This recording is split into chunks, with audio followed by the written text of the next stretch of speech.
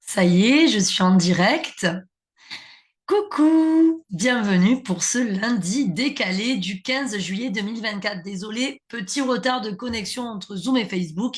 Ça a un peu mouliné, d'où les 6 minutes de retard. Bienvenue sur ce lundi décalé, donc je disais du 15 juillet 2024.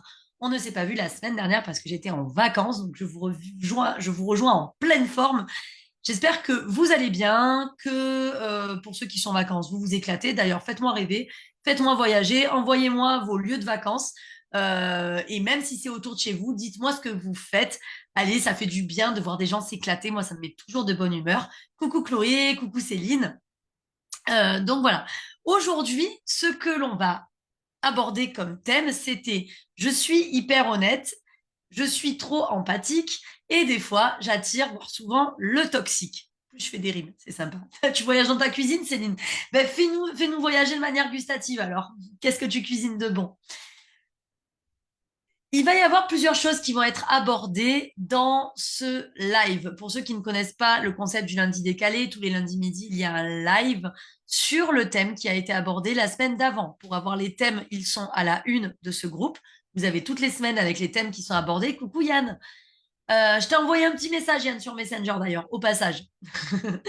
Donc, il y a plusieurs thèmes qui sont abordés et chaque fois, le lundi, je fais en fait un live qui est en rapport avec le thème abordé la semaine d'avant. Donc, la semaine d'avant, on avait abordé en fait l'hyper-honnêteté, le fait de ne pas avoir de filtre et du coup, et bien d'avoir des difficultés de communication, des difficultés d'intégration et des difficultés d'interaction. Donc ça, c'est très compliqué pour certaines personnes. D'ailleurs, s'il y a des personnes pour qui c'est compliqué, je vous invite à écrire moi dans le chat pour qu'on sache que je ne suis pas toute seule et que les gens ici ne sont pas seuls. C'est ça qui est important dans les lives que nous faisons. Donc déjà, qu'est-ce que c'est l'hyper-honnêteté?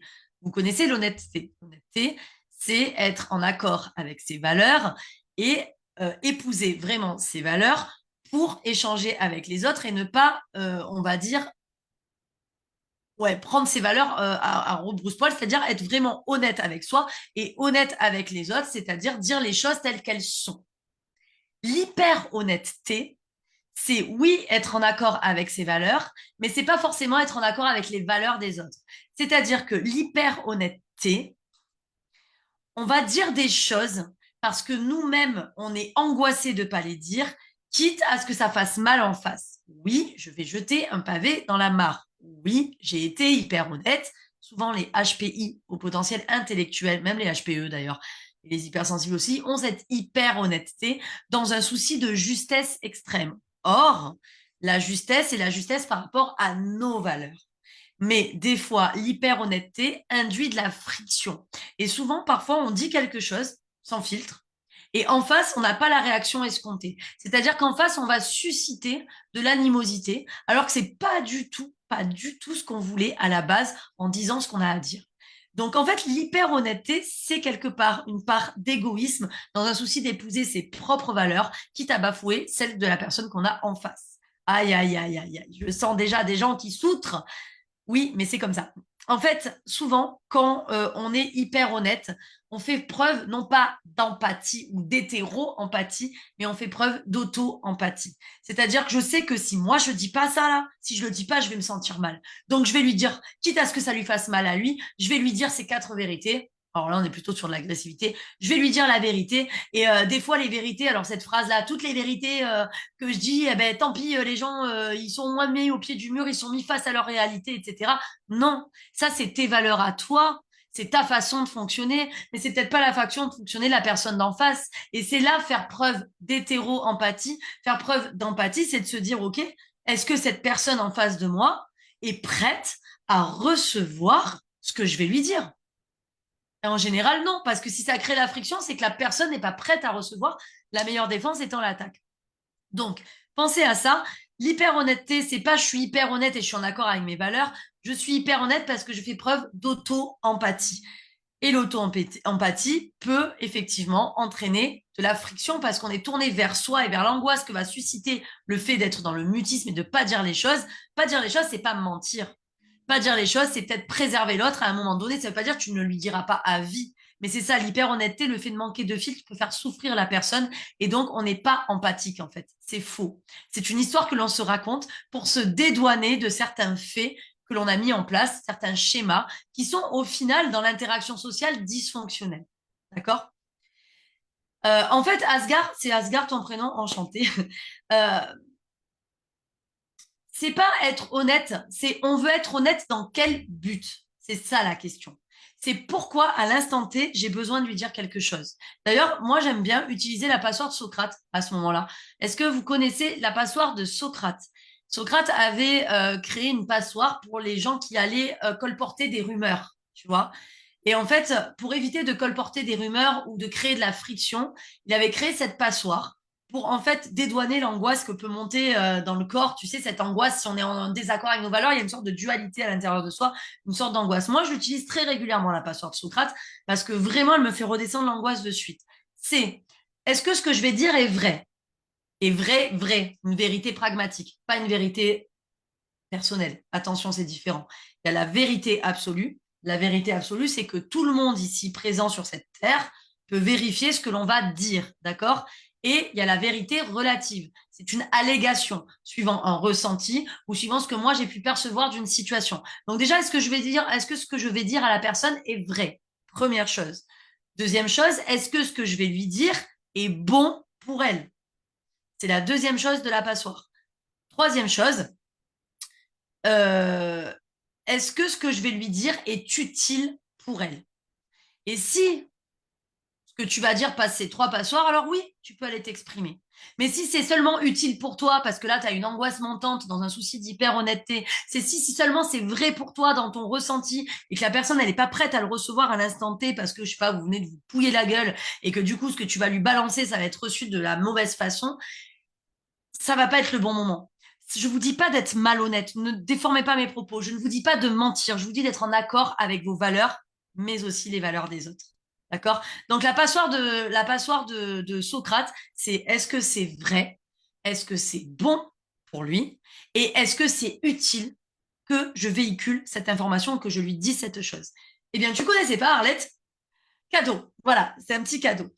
Donc, j'ai parlé des valeurs. On va faire un petit jeu sur les valeurs. On va essayer de repérer vos valeurs. Prenez un petit stylo, un petit carnet, un petit stylo, un petit cahier ou un petit stylo, une petite feuille. Déjà, qu'est-ce que c'est une valeur? Une valeur, c'est quoi? La définition d'une valeur, c'est ce en quoi une personne est digne d'estime. Donc, avec plaisir, Asgard. C'est ce en quoi une personne est digne d'estime. Donc, une valeur, c'est moi, je vais m'estimer parce que je suis en accord avec vos valeurs. Et souvent, quand vous faites appel à moi, quand j'ai les gens en appel et qui me disent je suis en train de me mésestimer, je m'oublie au profit des autres, je dis oui alors que j'ai un an qui crie, c'est que vous n'êtes pas en accord avec vos propres valeurs. Et du coup, vous rentrez dans un engrenage vicieux qui fait que moins vous allez être en accord avec vos valeurs et vous allez épouser celles des autres qui ne sont pas forcément les vôtres, plus vous allez vous renfermer sur vous, plus votre self-esteem va diminuer.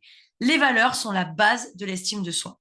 Être en accord avec ses valeurs, ça veut dire quoi? Ça veut dire être congruent.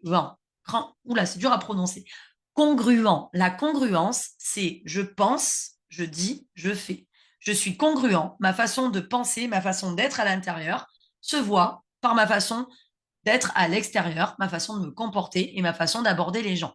D'accord? Le fait de ne pas être congruent, c'est ce que je pense à l'intérieur ne se voit pas à l'extérieur. Ce qui fait que je manque d'authenticité dans mes relations. Et ça, c'est souvent les gens qui ont peur de ne pas être aimés, qui ont eu des blessures de rejet ou d'abandon et qui vont donc enfiler un masque de bonheur, un masque de bienséance, un masque de oui, pour justement essayer de faire l'unanimité dans une idée folle qu'on peut faire l'unanimité. On ne peut pas faire l'unanimité. Personne ne fait l'unanimité et c'est OK. C'est OK. Donc, bafouer les valeurs, ça veut dire quoi? Ça veut dire qu'on va se mésestimer et on va s'oublier pour les autres. L'estime de soi est déjà une valeur en soi, d'accord? Donc, diminuer son estime de soi est forcément se bafouer. Je vais vous donner une liste de valeurs et je voudrais que vous m'en trouviez trois 3 qui vous correspondent. Donc, je vais vous donner une liste de valeurs, vous m'en sortez 3 en relief et vous les marquez dans le chat. Alors, comme valeur, on a des valeurs d'intégrité, confiance, estime de soi, estime des autres, santé, énergie, vitalité, détermination, courage, ardeur, enthousiasme, passion, liberté, sérénité, contribution, croissance, plaisir, ordre, gestion du temps, gestion des priorités, rigueur, créativité, curiosité, découverte, connaissance, amitié, famille, fidélité, amour de soi, amour des autres, succès, réussite. Bien évidemment, la liste est non exhaustive. Sortez-moi 3 dans la liste que j'ai dit qui vous anime. Je vous laisse les écrire. Donc j'en ai dit plein, ça peut être 3 que j'ai pas dit. Mais moi, ce que je vais vous dire, par exemple, c'est que je sais que dans mes valeurs, il y a la fidélité, la loyauté et aussi l'estime de soi. Donc, tout ce que je vais mettre en place en priorité, après on a des valeurs secondaires, mais tout ce que je vais mettre en place en priorité, ça va être pour épouser mes valeurs et pour que je me sente bien avec moi et bien avec les autres. Donc, les valeurs que vous allez écrire là, regardez comment vous pouvez les épouser. Si, par exemple, en valeur, j'ai l'estime de moi, d'accord? Et qu'on me demande de faire quelque chose et que je vais dire oui alors que j'ai pas du tout envie de les faire, mais je vais dire oui par peur de ne pas être aimé, je bafoue ma valeur. Et donc, si je bafoue ma valeur, je rentre dans un cercle vicieux. Si par contre, on me demande quelque chose et je vais dire, écoute, là, je suis fatiguée, je ne peux pas t'aider aujourd'hui, mais je te propose qu'on se revoie dans 2 jours, je vais aborder ma valeur avec sérénité et donc je ne vais pas être dans cette sorte de mésestime de moi.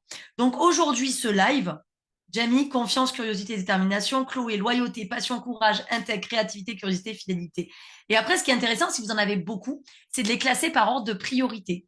Quelle est ma valeur P1? Quelle est ma première priorité? Celle qui supplante toutes les autres, par laquelle je vais commencer si je dois faire un choix, et ainsi de suite. Et ensuite, posez-vous la question, est-ce que vraiment je suis congruent par rapport à mes valeurs? Est-ce que je suis en congruence dans ce que je fais, dans ce que je dis et dans ce que je ressens?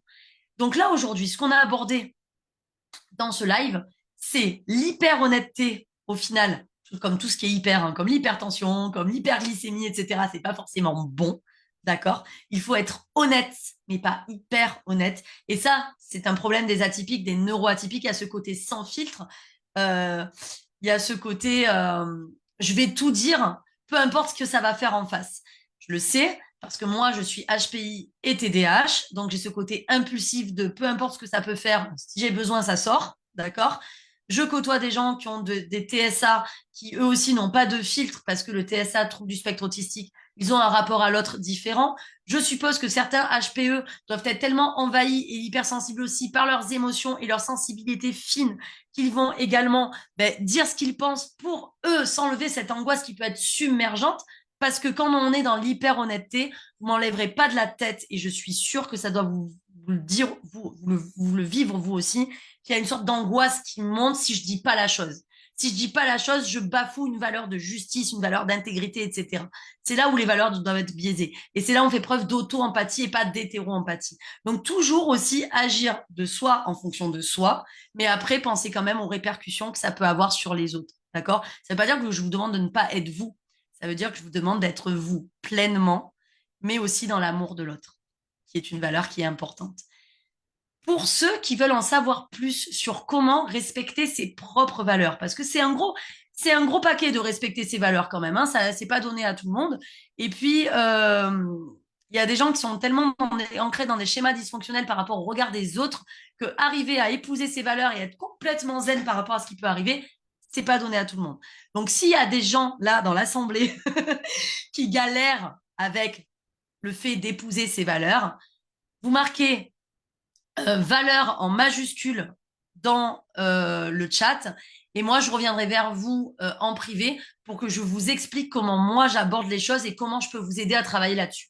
Donc, s'il y a des gens qui ont du mal avec leurs valeurs, qui ont du mal vraiment, non pas à les reconnaître, mais à les appliquer, ce qui est différent, vous marquez valeur en majuscule dans le chat et je reviendrai vers vous pour voir ensemble ce qu'on peut faire pour justement épouser ces valeurs-là.